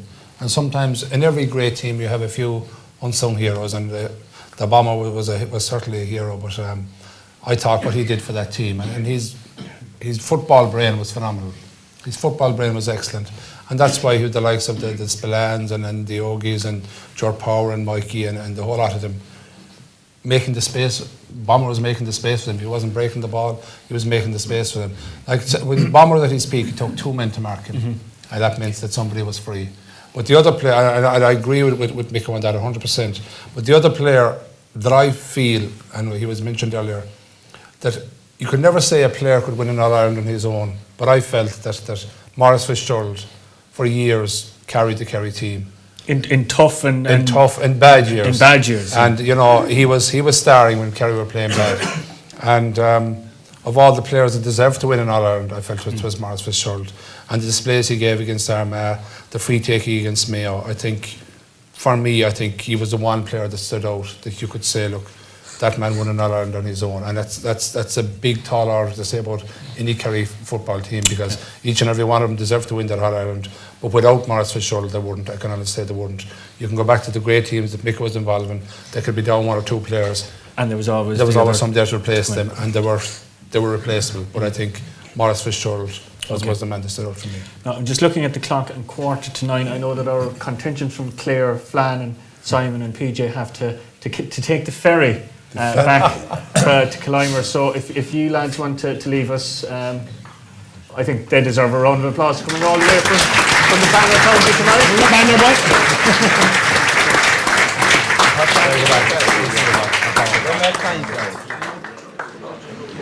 And I can't put, you know, wives are great things. And my Kerry wife keeps on telling me, but I'm trying to be for tonight, that there are only 2 kinds of people. There are Kerry people and those who would love to be from Kerry.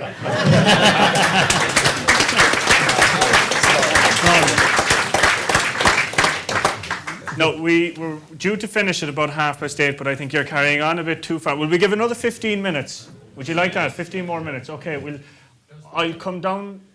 Oh, you're all popping out now. You're like mushrooms. Right, gentlemen, the glasses. From Galway. Now, we all know that Kerry are going to win the All-Ireland this year, but are Munster going to win the Heineken Cup? That's a good question in the current climate. Yeah, I think they are, to be honest, and that's to answer your question. I've seen a side of Munster this year that they've got more physical, they've got mentally tougher. I thought the game they played against Gloucester, over in Gloucester, was a phenomenal game. They got everything right, and they're gone to the stage now that there's a great saying in rugby: is total rugby is what everybody wants to play. You know, there's a time when the Munster forwards are very strong, or Ronan O'Gara. You know, everybody expects Ronan O'Gara to play a good game. But in Gloucester, I don't think anybody was talking about Ronan O'Gara. It was the players around him that played well. It was the fellas that came in, and we mentioned them earlier, Tomás O'Leary and these lads. Great backline now. I think Munster are good enough to win the Heineken Cup again. They obviously have to beat Saracens first. I think it'd be great and fitting if they played Toulouse in the final in Cardiff. That would be a huge, huge game. Two of the most consistent teams since the Heineken Cup started. But I think Munster are good enough to win it. Sometimes you feel, you know, when Ireland went bad in the World Cup and in the Six Nations, the players are still hungry for success. You know, so the Munster players have come back. They are hungry for success.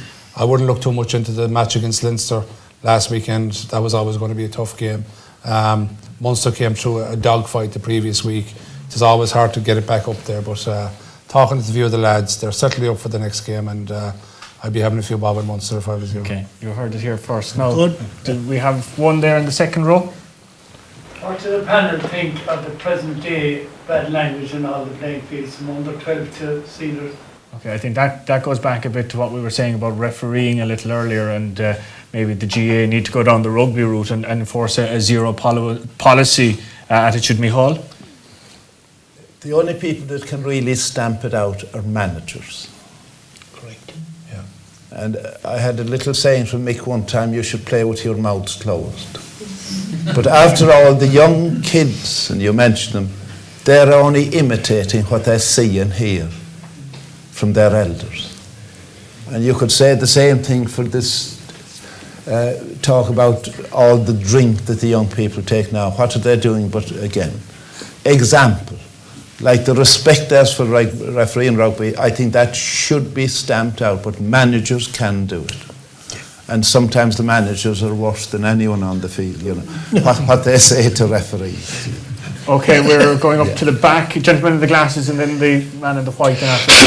Yes? On the basis of the discussion earlier on with the referees and the discipline in the game, I'd just like to ask the panel, do you think that the yellow card system that seems to work quite well in rugby and the sin binning should be maybe tried again with GA and brought into the championship this year or maybe next year? Okay, this was a system that has been used on an experimental basis on a couple of occasions and was used in the league and never really took off. So, Mick, is it a case that it should be used maybe for an entire season and bring it into the championship as well? Well, I was on that rules revision committee actually, and we recommended, and I think it's something that should have been, and they should have stayed with it. Like, I thought it was a great idea.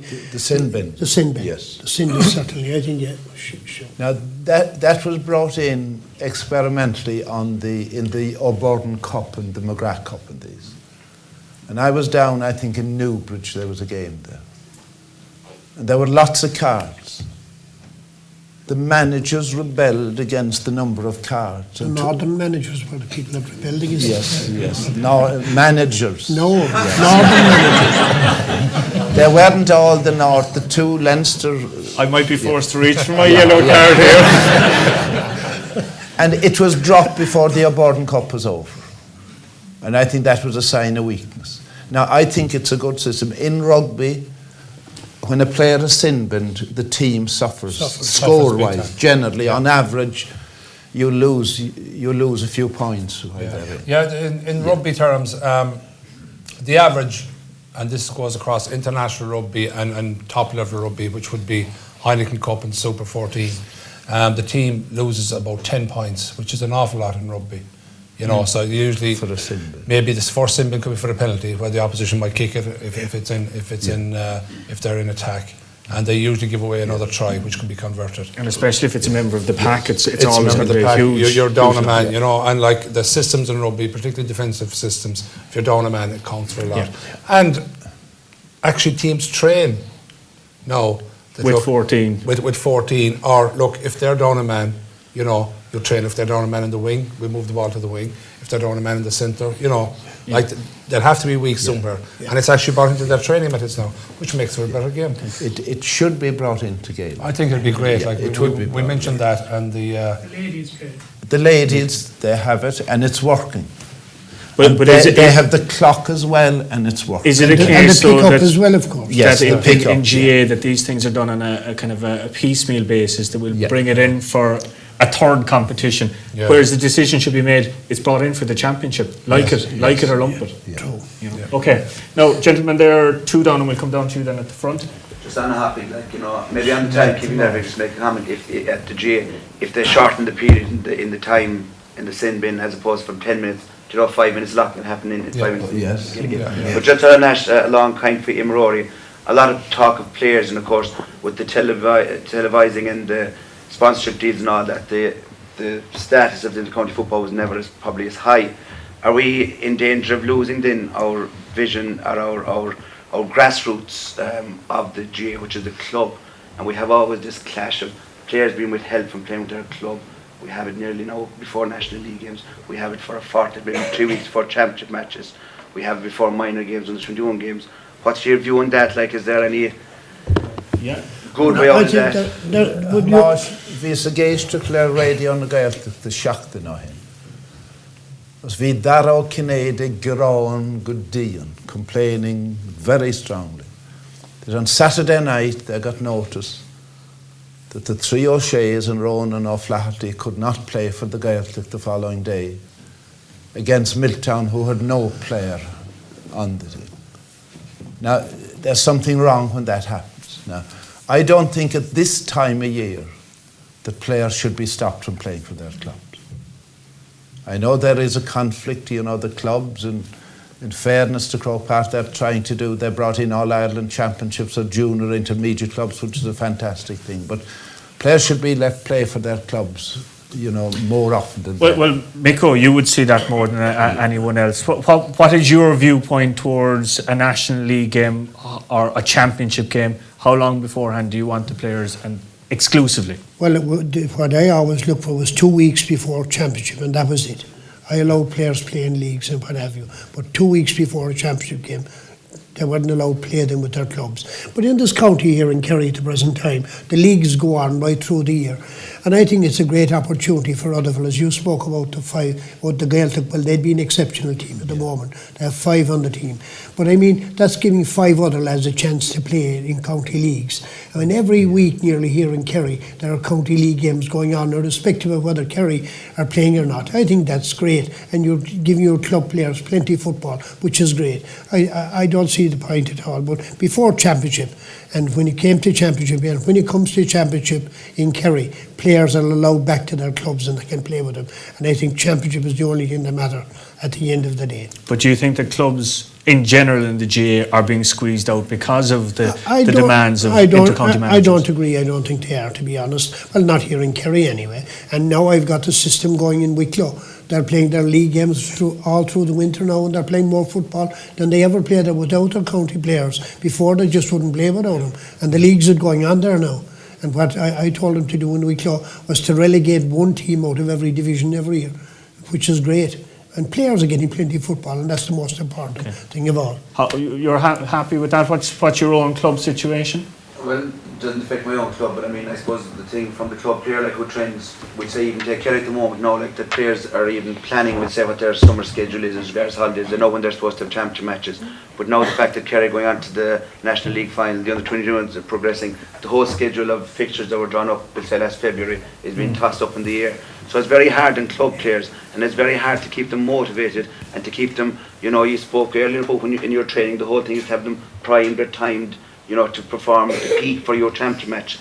And the reality is like that it's hard to know when your junior championship, intermediate championship exactly is going to be. But the leagues are still going on in Kerry. The league's going on, but what happens, the leagues are nearly booked into the first, maybe, I suppose if you take April and May, you might have a game every weekend for those 8 weeks.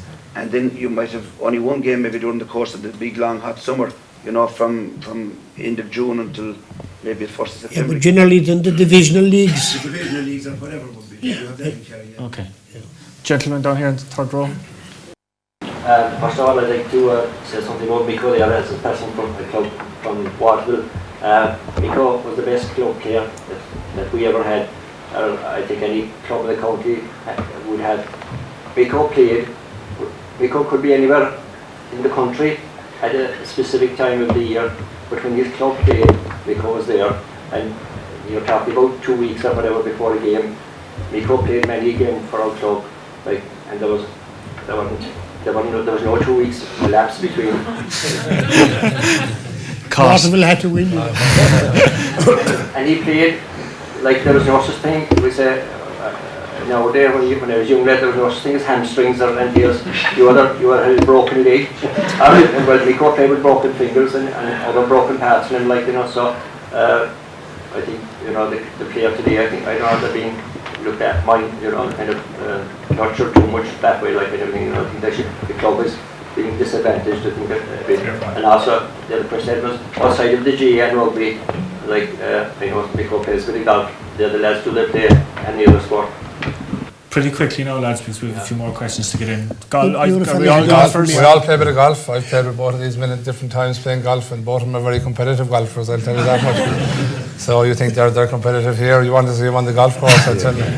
Yeah, what have you done? Most sports people play golf. All the sports. They do, yeah. And I think it's a good thing, because golf is such a leisurely game that you can play it until you're 100 years of age and so on. And which we hope to get to. Yeah. You have a way to go yet. Gentleman in the white shirt. Mick has a bet on that he's going to live to be 100.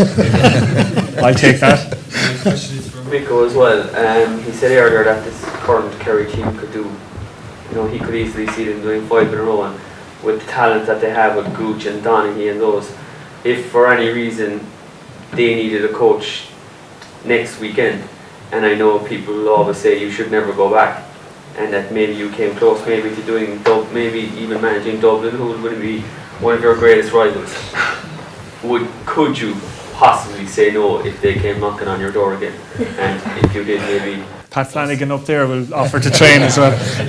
I need Pat Flanagan to train them, all right. Good question. No, I wouldn't see myself coming back, I think, because there are plenty of people in this county capable of training and managing teams to win. I mean, there you have had Jack O'Connor, and now what's his name, Hugo Shea has come through, and he's won an All-Ireland, and I think he'll win the league, and he'll win a few more All-Irelands. About 2 years ago, it was mentioned to me, all right, but no, I couldn't see myself coming back. I gave, 38 years to Kerry, and like I did it all, and there's nothing more I could achieve, to be honest.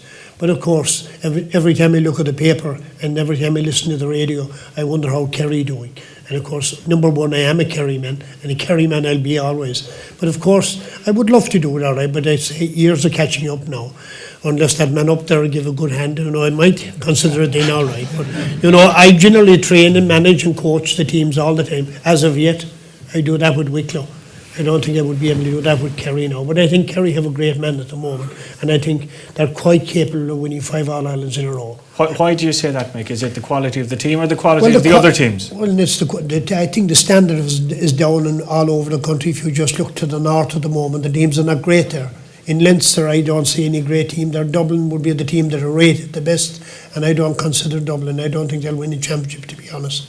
I can't see anything competing with Kerry at the moment. They certainly have the players. I mean, I just saw that young Walsh and Ogie's young fellas and all these fellas coming through. I think Kerry are there.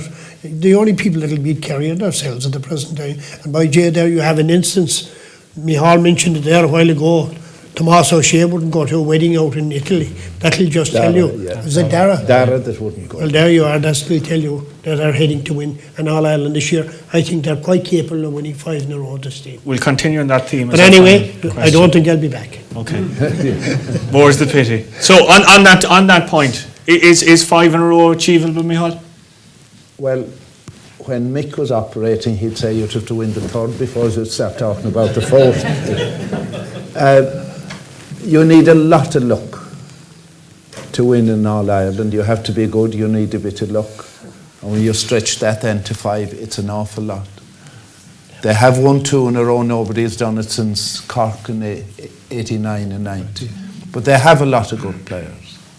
And they're lucky that they've good managers. Now, in 3 years, Jack O'Connor won 2 leagues and 2 All-Irelands. Pat Shea came in and people thought he was on a loser, you know, team that's there for a while. And a brilliant campaign last year. And I think Pat is a good example to other managers. Now, He doesn't mind criticising a player for, you know, something and doing it public, doing something maybe that he shouldn't have done. And I hear players saying, well, it's a good thing that we're reminded of that thing. And as Kieran Donaghy said lately, we have to realise that as a leading player, we have to have responsibility, that kids and everything will be looking and watching and listening to us. And I think Pat Shea instills that into them. But you never know if the knock came. The only time, supposing Kerry went through a very, very lean period, people would be saying, is it time to bring Dwyer? And there's always a few players in Dublin that need training as well too. Exactly. Now, what about you? Will it be a dream year, a Munster and Kerry double? Well, I hope so, and maybe Kilkenny as well. That's worked out for me for the last number of years. I follow Kilkenny now as well. Yeah, I think so. I hope so. I think the one thing I admire particularly about Pat O'Shea is he came in there under a lot of pressure, and he's brought something new to this Kerry team. And you think of Pat O'Shea, a lot of his background would have been in basketball. And I think basketball is a great game. Movement off the ball, vision, you know what I mean? And that's something that Kerry players have at the moment. And I think that's something that he's brought in. You know, I think it's very important for coaches and anybody involved in sport to look at other sports and see can you learn something from that. And that's what Pat would have brought to this present Kerry team. And again, the most important thing of all, of course, is the strength and depth. You have the younger players coming through. Mick spoke about the under-21s. Exactly, of Shawnee Welch's and Noga's young fellas there, fine men, and again, you know, would want to win. You have the likes of Tyve Kennelly out in Australia, giving up a professional Aussie rules contract, and the only thing in his mind is to come back and win an All-Ireland from Kerry. And when you have players with that, and we spoke of Darragh O'Shea, when you have players with that attitude and that mental attitude, that they're willing to make sacrifices to win All-Irelands, I think you're halfway there. Okay. I think that's one way to end the night. I'd like to thank, firstly, all of you for your wonderful questions, and especially like to thank the three legends here alongside me. Can I say it was just an absolutely enjoyable night. The time has flown. We've been here for nearly 3 hours. So we'll have a little presentation for our three Kerry legends. Brighta Lyons, who's the head of marketing, who's put all of this event together, has been working very hard. And we've got something for all of them. The flowers, unfortunately, aren't for you. No, you were looking longingly. I'll call on President Michael Carmody up to make the presentations to our three legends, who are getting a little boisterous now. I think a big round of applause anyway for our three.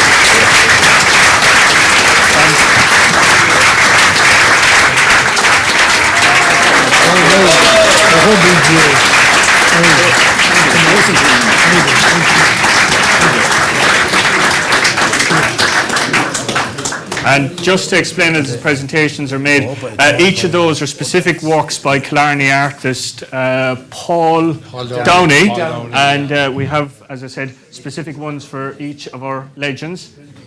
Micheal is next, very special one there, and there's a West Kerry connection in it.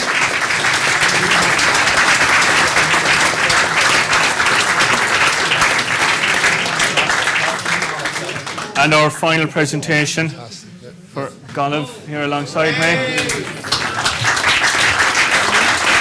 And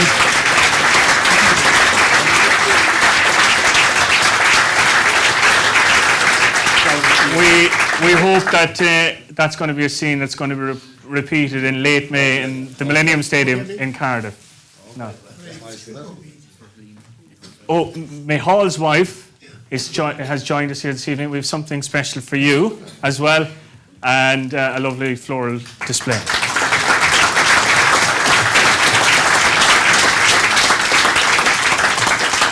Okay, that's it. You've been, as I said, a wonderful audience, and as I said, a more enjoyable time I don't think we could have wished for with our Kerry legends tonight.